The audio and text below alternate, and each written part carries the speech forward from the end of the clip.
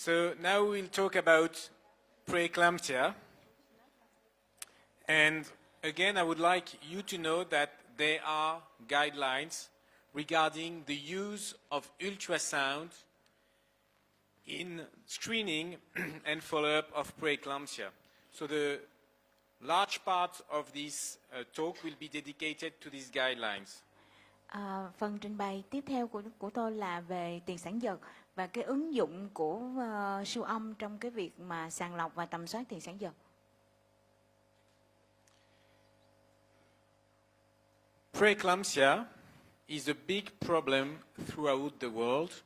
It affects around 3% of all pregnancies, and in 1/3 of the case, it is early preeclampsia. Tiền sản giật là một cái vấn đề nổi trội của sản khoa, thì cái tần suất là khoảng 2% và 1/3 những cái trường hợp đó sẽ diễn tiến là xuất hiện sớm. You can see that even in the US, it is responsible for almost 20% of all maternal deaths, and it is believed that throughout the world, it's responsible for one maternal death every 12 minutes. Và chúng ta thấy ngay cả một cái quốc gia tiên tiến là Mỹ đi, thì cái con số mà tử suất của bà mẹ là chiếm tới 20% là từ Mỹ, và cứ 12 phút là sẽ có một cái trường hợp thai phụ báo cáo tử vong. It's also responsible of 15% of all preterm deliveries. Và cũng là cái con số tại Mỹ là chiếm tới khoảng chừng 15% chuyển dạ sinh non. So basically it's a big problem and we should try to predict and prevent it. Và vì cái vấn đề như vậy thì chúng ta sẽ phải cố gắng để tiên đoán và dự phòng. There are many publications about preeclampsia, including preeclampsia screening, and 1/5 of these publications are about early screening. Có rất là nhiều cái nghiên cứu về sàng lọc tiền sản giật, và khoảng 1/5 trong số đó là sàng lọc sớm. So these guidelines focus on the clinical and technical aspects of the screening, and of course, these guidelines are to be applied if you have the resources to apply such guidelines. Và cái hướng dẫn này là nói về cái yếu tố về kỹ thuật cũng như là cái yếu tố về chiến lược để chúng ta làm, và đương nhiên muốn triển khai cái hướng dẫn này á, thì chúng ta sẽ phải áp dụng ở những cái nơi mà chúng ta có đủ cái nguồn lực. So this covers screening in the 3 trimester, management after positive screening, the case of multiple pregnancy, and the follow-up of fetuses in established preeclampsia, but we do not cover management of preeclampsia or management of growth restriction associated with preeclampsia. Thì cái vấn đề của tôi là nó sẽ bao phủ trong cái vấn đề mà tầm soát trong cả tam cá nguyệt, và sau khi mà chúng ta tầm soát ra dương tính thì xử trí như thế nào, vai trò của cái chuyện tầm soát tiền sản giật trong cái thai kỳ mà đa thai, và chúng ta cái cách theo dõi em bé khi mà chúng ta xác lập cái chẩn đoán là có tiền sản giật như thế nào. So there are either technical advices or recommendations, and we will see the two aspects. I think that the slides are straightforward. They speak for themselves. So what is the preferred Doppler index to screen for preeclampsia? You have here the different Doppler indexes, and the one that performs the best, so the only one you should use, is pulsatility index. So it is calculated as the systolic flow minus the diastolic flow divided by the mean velocity. So it's something that you cannot calculate by yourself. It's the machine that calculates this pulsatility index that is the one to be used. Vậy thì chúng ta dùng cái chỉ số gì trên cái Doppler khi mà siêu âm? Thì cái chỉ số mà được cân nhắc tức là được ưa chuộng hơn, được dùng nhiều hơn và có giá trị hơn, đó là cái chỉ số xung PI, thì được tính toán là bằng cái tâm thu, cái chỉ số xung của tâm thu trừ tâm trương trên cái velocity. Nhưng mà cái này thì đương nhiên mình không có tính toán, mà sẽ là máy móc tính toán giùm mình. It has to be measured in a standardized manner, as always in ultrasound, and we will see later how to do it. But it has to be standardized and reported on dedicated reference charts. Và cái cách đo cái chỉ số xung động mạch tử cung này thì chúng ta cũng phải chuẩn hóa, kiểm soát cái chất lượng của cái chuyện đo đạc. Nó giống như chúng ta đo cái kích thước của thai, và nó cũng đòi hỏi những cái tiêu chuẩn để mà chúng ta bắt buộc phải có khi mà đo cái Doppler. So in the first trimester, if you want to screen for preeclampsia, we recommend to use the mean uterine artery PI. Và ở trong cái tam cá nguyệt đầu, cái chỉ số siêu âm mà chúng ta dùng để trong cái tầm soát đó là cái chỉ số PI của động mạch tử cung trung bình. But as you can see, the performance of such screening is not very good, with only about half of the preeclampsia cases picked up for 10% of false positive. Nhưng mà nếu mà chúng ta chỉ sử dụng một mình nó thôi thì cái năng lực của cái chỉ báo đó nó không có cao, nó chỉ có khoảng chừng 1/10 thôi. Why is that? Because there is no cutoff value to say that the mean artery PI is normal or abnormal. This should be used as part of a combined model, not alone.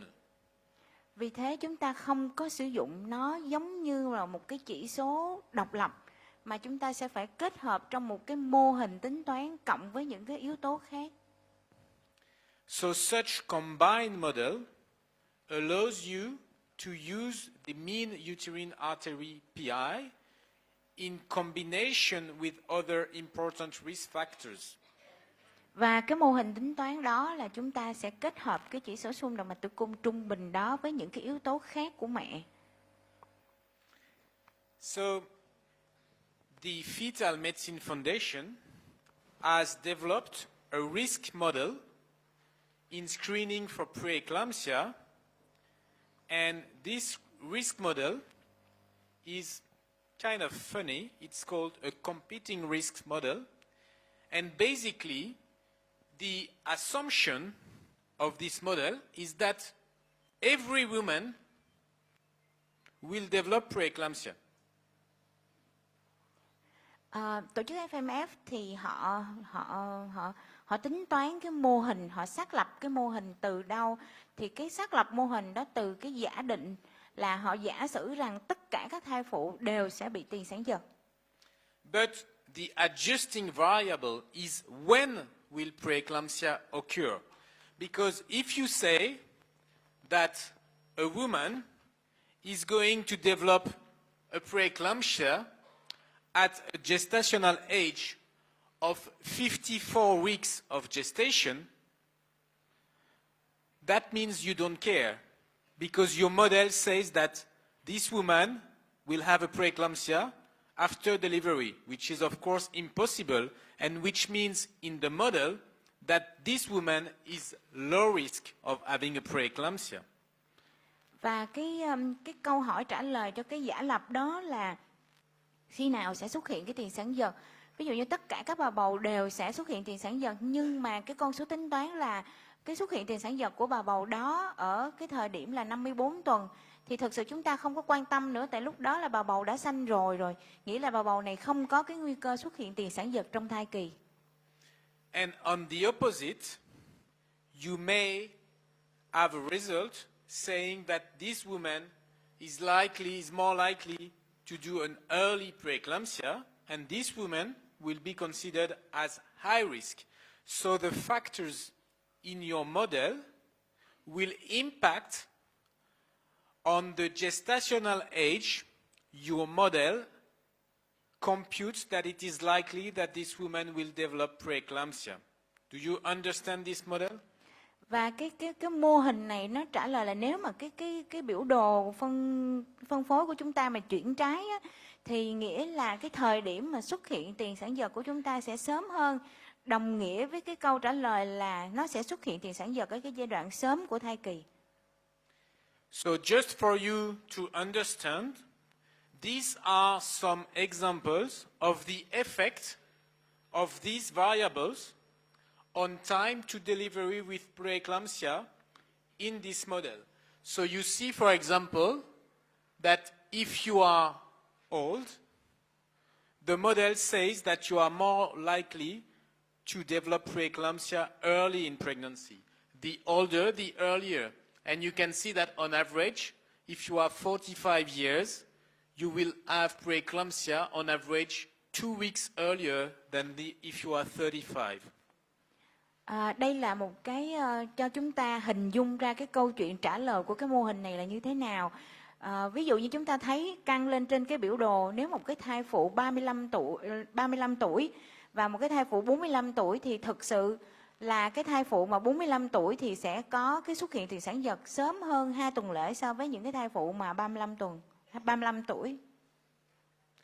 If you have diabetes or if you have autoimmune diseases, you are more likely to get preeclampsia early in pregnancy, whereas if you are exposed to a good Vietnamese diet and you stay healthy and you weigh only 50 kilos, you are less likely to develop preeclampsia. Và chúng ta thấy là nếu mà chúng ta bị bệnh đái tháo đường hoặc các bệnh lý tự miễn, ví dụ như là ban đỏ hệ thống hoặc là cái hội chứng antiphospholipid, thì nguy cơ xuất hiện tiền sản vật của chúng ta sẽ là sớm hơn. Nếu chúng ta có một cái chế độ ăn dinh dưỡng tốt của người châu Á và chúng ta thon gọn khoảng chừng 50 kg thôi, thì cái tần suất mà xuất hiện tiền sản vật của chúng ta sẽ trễ hơn trong thai kỳ. So basically, this model, based on maternal risk factors as well as biomarkers, as well as the measurement of the mean arterial pressure, and again, this one as well as to be measured in a very standardized manner. Và chúng ta biết là cái mô hình này nó dựa trên những cái yếu tố, thứ nhất là những cái yếu tố của mẹ, ví dụ như tiền căn, vân vân, dựa vô những cái yếu tố về sinh lý, tức là những cái yếu tố ví dụ như là đo huyết áp như thế nào, và ngay cả cái việc mà đo huyết áp nó cũng phải đạt chuẩn. All these factors combined with the ultrasound measurement of the mean uterine artery PI, which again has to be performed in a very standardized manner, and this standardization is described on that slide, and I think you should refer often to that slide to check that you do it properly.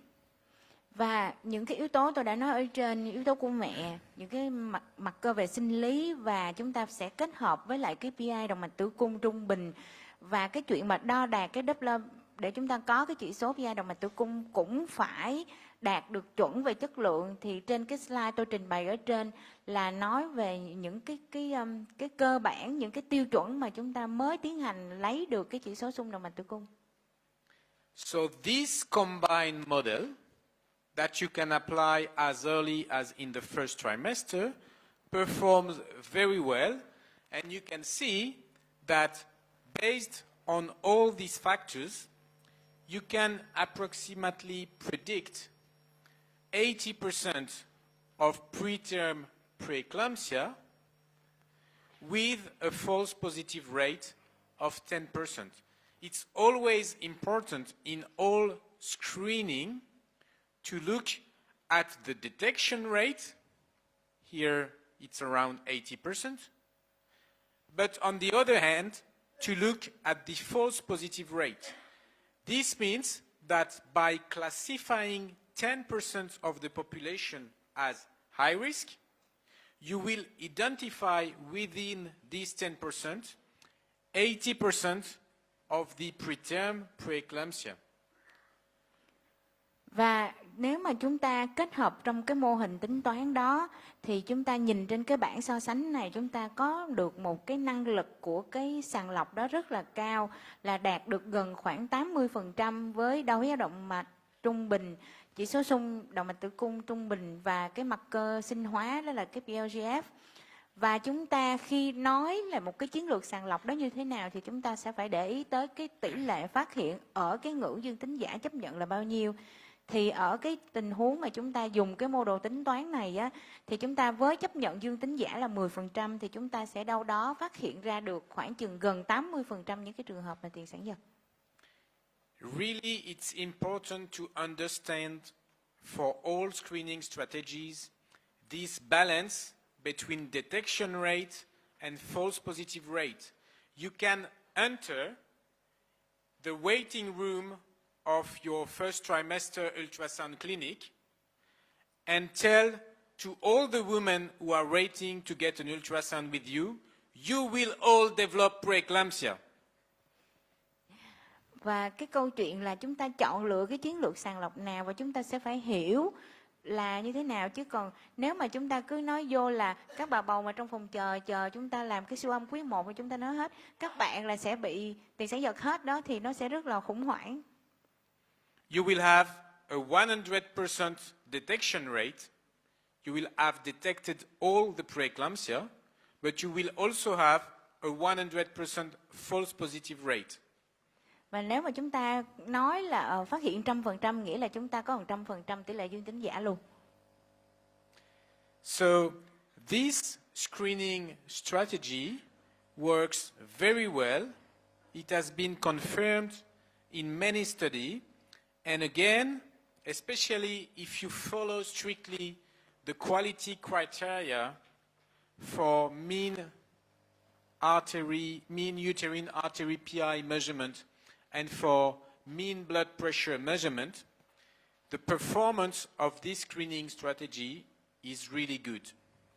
Và chúng ta cũng một lần nữa cho thấy được là cái chiến lược sàng lọc mà chúng ta kết hợp giữa cái Doppler chỉ số xung động mạch tử cung trung bình với lại đo huyết áp của động mạch trung bình của người mẹ thì chúng ta có một cái tỷ lệ phát hiện tiền sản giật khá là tốt. So if you want to apply this first trimester combined screening strategy that we recommend, you can just go on the FMF website and follow the course to learn how to do that. Và nếu mà các bạn muốn làm cái chuyện đó thì cũng dễ dàng, các bạn có thể lên cái trang web của FMF, các bạn coi người ta có thể hướng dẫn ngay từ cái cách mà làm sao chúng ta thực hiện được những cái số đo này nữa. Now, what about this second trimester? Second trimester is not really screening anymore. It's more about prediction. Vậy thì cái vai trò của siêu âm trong tiền sản giật ở quý 2 như thế nào? Thì cái vai trò của siêu âm nó bây giờ không còn có ý nghĩa là tầm soát nữa, mà nó có ý nghĩa là dự báo nhiều hơn. And probably it's too late to modify or to improve the outcome. But if you were to do something, you should again rely on the uterine artery PI. Và bây giờ nếu mà chúng ta làm tầm soát ở 3 tháng giữa thì có vẻ nó không cộng dồn thêm một cái ý nghĩa gì nhiều. Nhưng mà nếu mà chúng ta dùng thì chúng ta cũng đo cái chỉ số xung động mạch tử cung trung bình. In the third trimester, it's even worse, so I will skip that. Tam cá nguyệt 3 thì nó dở, thành ra tôi bỏ qua cái phần này.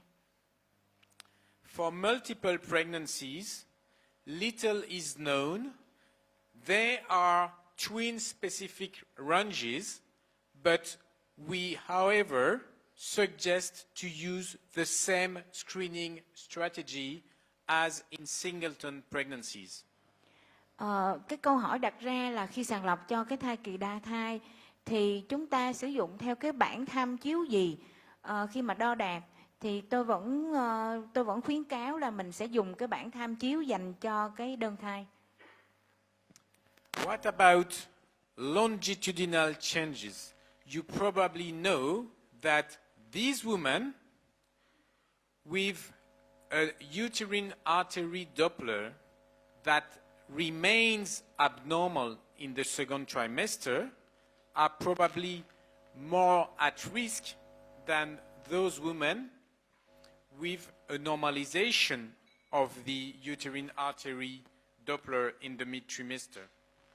Và nếu mà chúng ta thấy là có một cái Doppler của động mạch tử cung ở trung bình ở cái quý 2 mà nó cao, thì chúng ta cũng phải dự báo là cái khả năng là cô này sẽ xuất hiện tiền sản giật.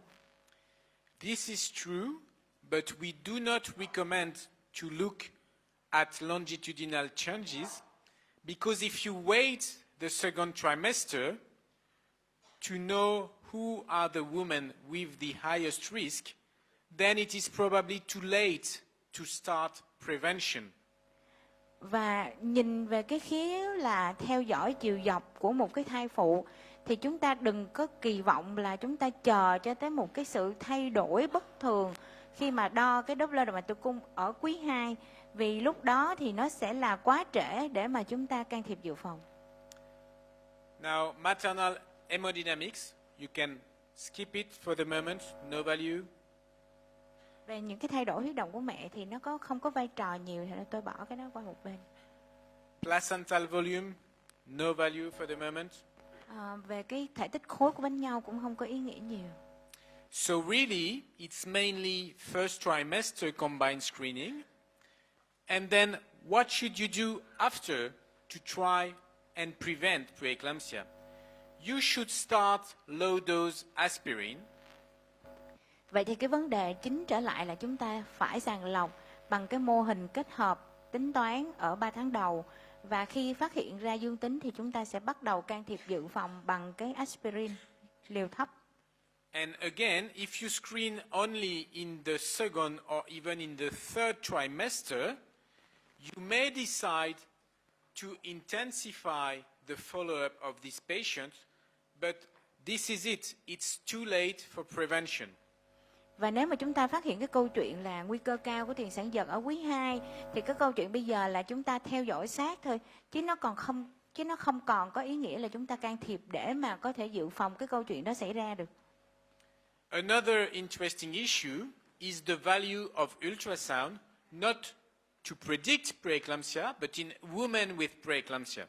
Of course, our guidelines emphasized that ultrasound will be useful to assess fetal status, fetal growth, biometry, Doppler, etc. Nhưng mà cái lúc này thì cái vai trò của siêu âm không phải chỉ là dự báo, không phải chỉ là sàng lọc nữa, mà chúng ta còn đánh giá những cái mặt khác của cái em bé nữa, ví dụ như là tốc độ tăng trưởng, ví dụ như các chỉ số Doppler, các cái biểu đồ sinh trắc học, các cái bảng điểm sinh trắc học của thai. Just for you to know, because this is something we ask ourselves sometime, probably the drugs used in preeclampsia do not affect Doppler, but steroids, which induce a transient decrease in the umbilical and ductus venosus resistance. So probably you've noticed that right after you've given steroids to a woman with preeclampsia, there is a transient improvement in the fetal status. But be careful because it's only transient. Và về các cái can thiệp có ảnh hưởng gì tới các cái chỉ số siêu âm hay không, thì tôi xin nói là cái thuốc mà hạ áp đó thì không ảnh hưởng tới cái Doppler. Nhưng mà nếu mà chúng ta cho corticoid đó, thì nó có thể làm giảm thoáng qua cái chỉ số trở kháng của động mạch trốn và cái ống tĩnh mạch. Thành ra khi mà chúng ta cho cái corticoid đó, thì có thể tự nhiên chúng ta thấy em bé nó tốt hơn lên, nó cải thiện hơn lên. Nhưng mà cái này thật sự nó chỉ là thoáng qua thôi. There are some unresolved questions, mainly about the quality of Doppler studies, but I'll skip that. So the take-home messages for screening and follow-up of preeclampsia are here. It's mainly combined screening in the first trimester based on mean uterine artery PI in a standardized manner, and after screening, you should start aspirin. Cái vấn đề tôi muốn tóm gọn kết luận lại trong bài trình bày đó là chúng ta phải sàng lọc ngay từ 3 tháng đầu và sàng lọc bằng cái mô hình tính toán kết hợp với cái yếu tố mà chỉ số sung của động mạch tử cung trung bình và phải can thiệp ngay từ 3 tháng đầu. So very briefly about the treatments to prevent preeclampsia, you know that many treatments have been suggested over the past 40 years, and for long it has been difficult to establish the value of this treatment and mainly the value of aspirin. Và có rất là nhiều cái can thiệp để dự phòng cái xuất hiện của tiền sản giật, thì rất là nhiều cái nghiên cứu trên rất là nhiều cái chất, những cái thuốc vân vân, và ngay cả cái aspirin nó cũng cần một cái quá trình rất là lâu dài để trả lời là vai trò của nó trong cái chuyện mà dự phòng được tiền sản giật. And it was mainly because we were not able to properly select high risk patients. The first report was in 1978, and then the first observational study, and then the first randomized trial was 30 years ago, and then only recently the Fetal Medicine Foundation managed to set up a proper trial evaluating in a randomized setting the effect of aspirin in high-risk patients. Và cái câu chuyện mà aspirin nó trải qua rất là nhiều cái giai đoạn lịch sử. Thực sự người ta đã đề cập tới nó từ rất là lâu rồi. Những cái nghiên cứu đầu tiên của Buffin là từ năm 1978. Và cho tới gần đây năm 2016 thì là theo sau cái nghiên cứu của aspirin thì FMF mới chứng minh được cái vai trò của aspirin trong cái dự phòng tiền sản giật, và đây là một cái thử nghiệm mà có nhóm chứng. So very briefly, as you can see here, almost 30,000 patients screened, around 10% positive. This is what you expect, around 10% false positive rate. And then those who were eligible were randomized between aspirin or placebo. Đây là cái thiết kế nghiên cứu của cái aspirin, thì gần 30.000 thai phụ và ra cái con số sàng lọc nguy cơ cao là khoảng đâu đó 10%, và sau đó cái nhóm mà thai phụ nguy cơ cao đó sẽ được phân nhóm ngẫu nhiên dùng và không dùng aspirin. And basically 60% reduction in the rate of preeclampsia before 37 weeks, and altogether 30% reduction of preeclampsia. Và khi mà chúng ta can thiệp aspirin thì cái tỷ lệ mà giảm xuống của tiền sản giật mà xuất hiện trước 37 tuần là 63%, và tính chung các thể loại tiền sản giật từ xuất hiện sớm tới xuất hiện muộn thì đâu đó giảm xuống được khoảng 30%. So clearly, aspirin has a strong benefit and no significant side or adverse effect, as you can see, because the number of side effects was similar in both groups. Và chúng ta thấy là thật sự aspirin không có cái tỷ lệ khác biệt về cái chuyện gây ra các biến chứng nghiêm trọng. Giữa cái nhóm chứng với lại nhóm aspirin thì cái con số khá là tương đương nhau. But as always in our field, it's important to do things properly. So in the same way you are screening properly in a standardized manner, because you need to respect the rule, you need to respect the manual. It's the same thing for aspirin. So if you are to give aspirin to a woman because she's high risk, it has to be given the good way. That means 150 milligrams. This is important. And that means probably to give it at bedtime. Và cái câu chuyện là sàng lọc thì chúng ta cũng đòi hỏi tất cả mọi thứ đều phải đúng chất lượng, từ chuyện đo đạc. Thì cái câu chuyện của can thiệp nó cũng giống như vậy. Để mà gọi là can thiệp mà có ý nghĩa thì tất cả mọi cái tiêu chuẩn của can thiệp cũng phải cũng phải rất là khắt khe. Ví dụ như từ liều là chúng ta sẽ phải dùng cái liều là 150 mg. Ví dụ như cái thời điểm dùng, nghĩa là chúng ta cũng sẽ phải dùng ở cái thời điểm mà trước khi đi ngủ. Tức là cái câu chuyện can thiệp và câu chuyện dự phòng nó cũng phải đòi hỏi những cái tiêu chuẩn rất là khắt khe mới có ý nghĩa.